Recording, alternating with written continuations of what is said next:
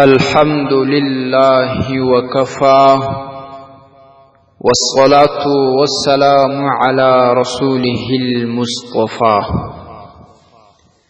معزز قدرمندو ورونو او خويندو د قرباني د اضحیه د فضایلو درس شروع. دو درس تیر شوی، نن دریم درس د قرباني د فضایلو بیانو. په المستدرک علی الصحیحین دویم جلد کې حدیث راځي. حضرت زید بن ارقم رضی الله تعالی عنه وی: قلنا یا رسول الله ما هذه الاضاحی. مونږ یعنی صحابه کرام سره جمع وو، نبی علیه الصلاة والسلام ته مو وویل چې دا قربانۍ څه شی دي، دا د څه دپاره کېږي؟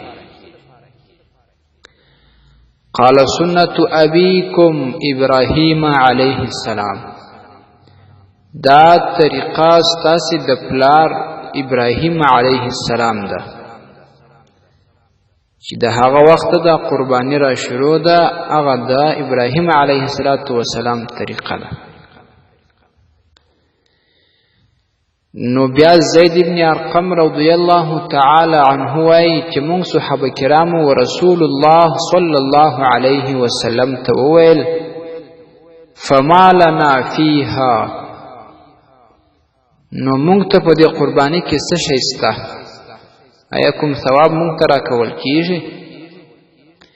نبی علیه السلام ورته وایي: بكل شعرة حسنه. ثواب څنګه نه درکول کیږي؟ د قربانۍ د هر ویشته په بدله کې ستاسې دپاره یوه نیکي ده. اوس تراسه د قربانۍ د پسه ویشتیان حسابوه، څومره ویشتیانې دي؟ یعنی د قربانۍ چې څومره ویشتیان دي، څومره وړۍ پر باندې دي، د دې هر ویشته په بدله کې انسان ته یوه نیکي ورکول کیږي. معلومه خبره ده چې بې شمیاره بې حسابه نیکۍ و دغه شخص ته ورکول کیږي کوم څوک چې قرباني کوي. صحابه کرام بیا حیران شوه چې دومره زیات فضایل به دا څنګه لري؟ بعضې حیوانان د وړیو والا وي، هغه خو ویشتیان بیخي زیات وي. سوال یې بیا وکړ: قلنا یا رسول الله فصوف.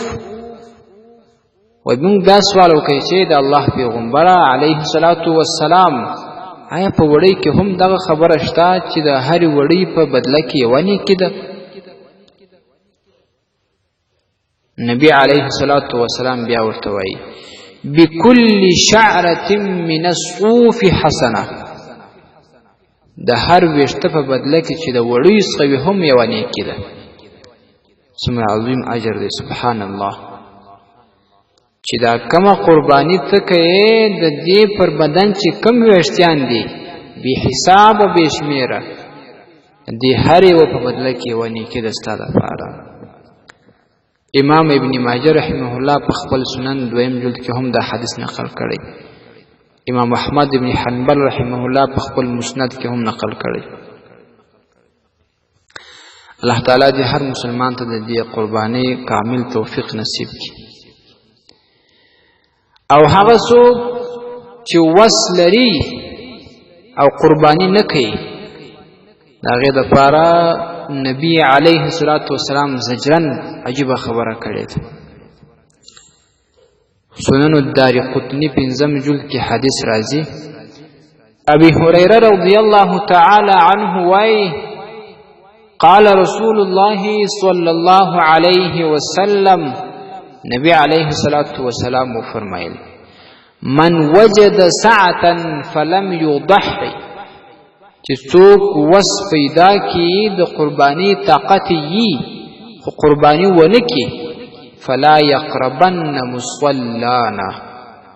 دا سړی دی بیا زمونږ د لمانځه ځای ته نه را حاضرېږي، دا دې زمونږ د لمانځه ځای ته نه راځي. یا عمومي لمونځونه مراد یا هم د اختل مونږ مراد دی چې دی قرباني نه کوي وس استن اختل مونږ بیا څه د پاره کوي اختل مونږ ته یو هم نه حاضرېږي دا یې زجرن دا خبره کړې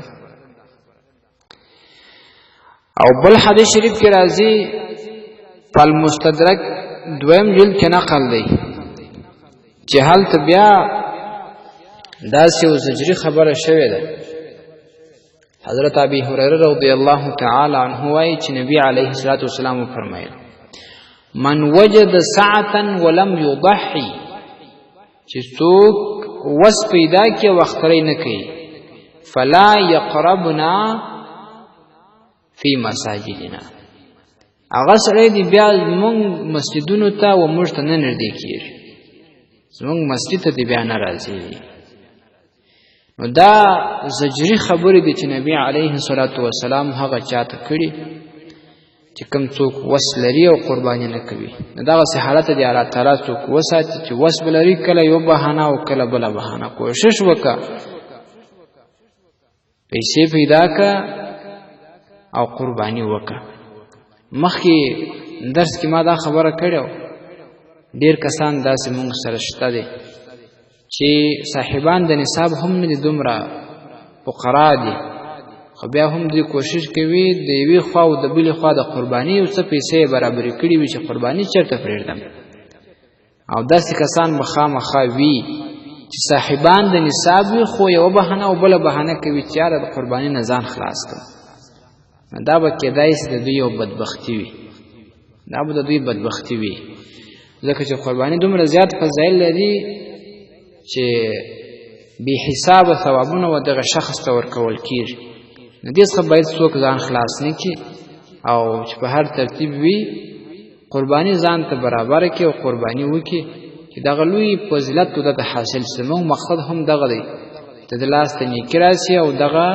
فرصت او دا چانس له لاسه ونوځي چې د اختر په دغه شپو کې قرباني څومره فضیلت لري هغه ودته حاصل شي السلام علیکم ورحمة الله وبرکاته